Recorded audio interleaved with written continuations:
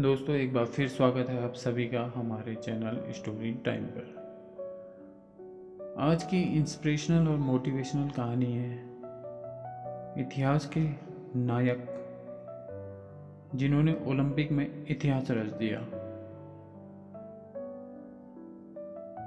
और जो पानी में शार्क की तरह तैरते हैं। Michael Phelps. ये कम ही लोग जानते हैं कि 2008 में बीजिंग ओलंपिक से पहले फेल्प्स के हाथों में फ्रैक्चर हो गया था, जिसकी वजह से डॉक्टरों ने कह दिया था कि वे आगे से तैराकी नहीं कर पाएंगे। डॉक्टरों ने कहा कि माइकल का हाथ पूरी तरीके से ठीक भी हो जाता है तब भी उनमें पहले जैसी ताकत नहीं रहेगी। यह एक ऐसा समय था जब कोई इंसान वक्त के आगे अपने घुटने टेक देता, परंतु ऐसी मुश्किल घड़ी में फेल्प्स ने अपना हौसला नहीं छोड़ा।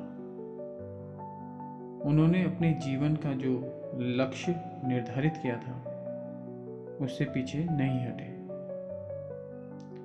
उन्होंने फैसला किया कि वे तैराकी से अपना कदम पीछे नहीं हटाएंगे।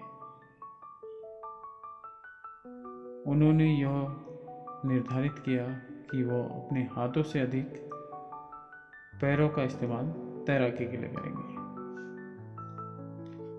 उनका यही हौसला था जिसने 2008 बीजिंग ओलंपिक में इतिहास रचने में उनकी मदद करी और परिणाम आपके सामने है। उनकी ये कहानी प्रेरणा, संघर्ष और अद्वितीय सफलता की मिसाल है। उनका जन्म 30 जून 1985 को बाल्टीमोर, मैरीलैंड में हुआ था। उनके माता पिता शार्लेट और फ्लिंट फेल्प्स ने एक स्थिर और सपोर्टिव पारिवारिक वातावरण उन्हें प्रदान किया। लेकिन फेल्प्स की शुरुआत आसान नहीं थी। उनको ध्यान की समस्याएं थी, जिससे वे स्कूल में ध्यान केंद्रित करने में कठिनाई महसूस करते थे। इस बीच उनकी मां ने उनकी शिक्षा और खेल के प्रति रुचि के लिए उन्हें प्रोत्साहित किया और तैराकी ने उन्हें एक सकारात्मक आउटलेट प्रदान किया। उन्होंने कहा, "You can't put a limit on anything. The more you dream, the further you get." उन्होंने कहा कि सीमाएं केवल आपके दिमाग में होती हैं। अगर आप बड़े सपने देखते हैं और उन पर मेहनत करते हैं तो और आप दूर तक पहुंच सकते हैं। फेल्प्स ने 7 साल की उम्र में तैराकी में रुचि दिखाना शुरू किया। उनके कोच बॉब बाउमैन ने उनकी क्षमताओं को देखा और उन्हें प्रशिक्षण देना शुरू किया। शुरुआती दिनों में उनकी तैराकी की लागत और नियमित प्रशिक्षण ने उनके परिवार में फाइनेंशियल दबाव पैदा कर दिया। इसके बावजूद भी फेल्प्स ने शारीरिक समस्याओं और खेल में वित्तीय चुनौतियों का सामना किया। उन्होंने समर्पण और कठिन मेहनत के साथ अपने लक्ष्यों को प्राप्त करने के लिए लगातार प्रयास किया। उनकी मां ने उनकी शिक्षा को होम स्कूलिंग के साथ मैनेज किया, जिससे फेल्प्स अपने प्रशिक्षण पर पूरी तरह ध्यान केंद्रित कर पाए। Sydney 2000 Olympic.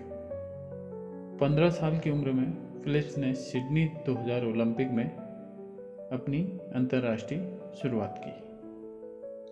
हालांकि वहां उन्हें बड़ा पदक नहीं मिला, लेकिन उनकी प्रतिभा और संभावनाओं ने उन्हें आगे बढ़ने के लिए प्रेरित किया। एथेंस 2004। एथेंस 2004 ओलंपिक में फिलिप्स ने 6 स्वर्ण पदक और 2 कांस्य पदक जीते। ये उनकी पहली बड़ी सफलता थी जिसने उनके करियर को एक नई दिशा दी। उनकी तैराकी की गति और तकनीक उन्हें वैश्विक स्तर पर चमकाने में कारगर साबित हुई। बीजिंग ओलंपिक 2008 में फिलिप्स ने इतिहास रचते हुए 8 स्वर्ण पदक जीत लिए। उनकी इस उपलब्धि ने उन्हें खेल की दुनिया में एक अद्वितीय स्थान दिला दिया। इसी तरह लंदन 2012 में उन्होंने 4 गोल्ड मेडल और 2 ब्रॉन्ज मेडल जीते। 2016 के रियो ओलंपिक में उन्होंने 5 स्वर्ण पदक और 1 कांस्य पदक जीता और कुल मिलाकर अपने करियर में 23 स्वर्ण पदक प्राप्त कर लिए। अपने व्यक्तिगत जीवन में उन्हें कई बार संघर्षों का सामना करना पड़ा। फिलिप्स ने अपने करियर में कई बार मानसिक स्वास्थ्य की समस्याओं का सामना किया।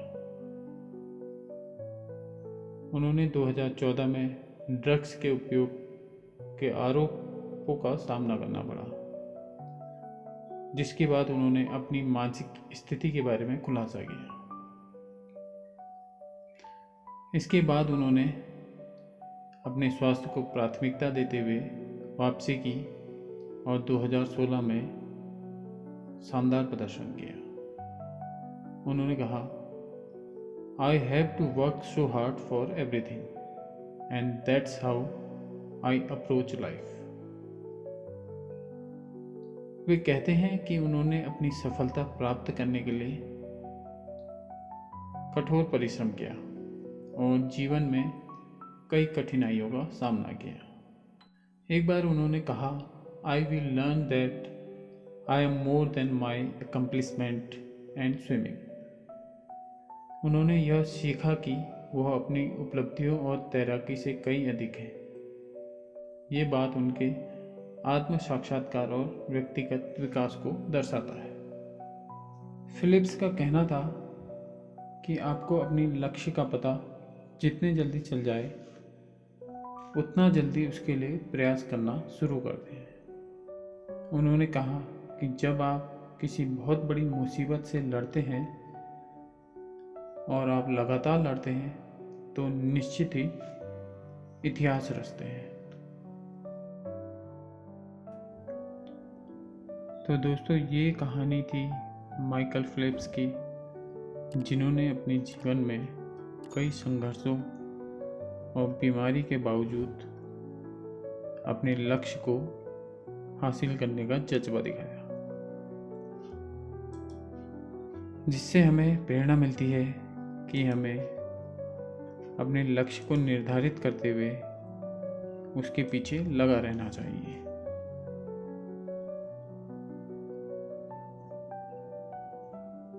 तो दोस्तों, ये प्रेरणादायक कहानी थी एक कामयाब व्यक्ति की कामयाबी के पीछे संघर्ष की।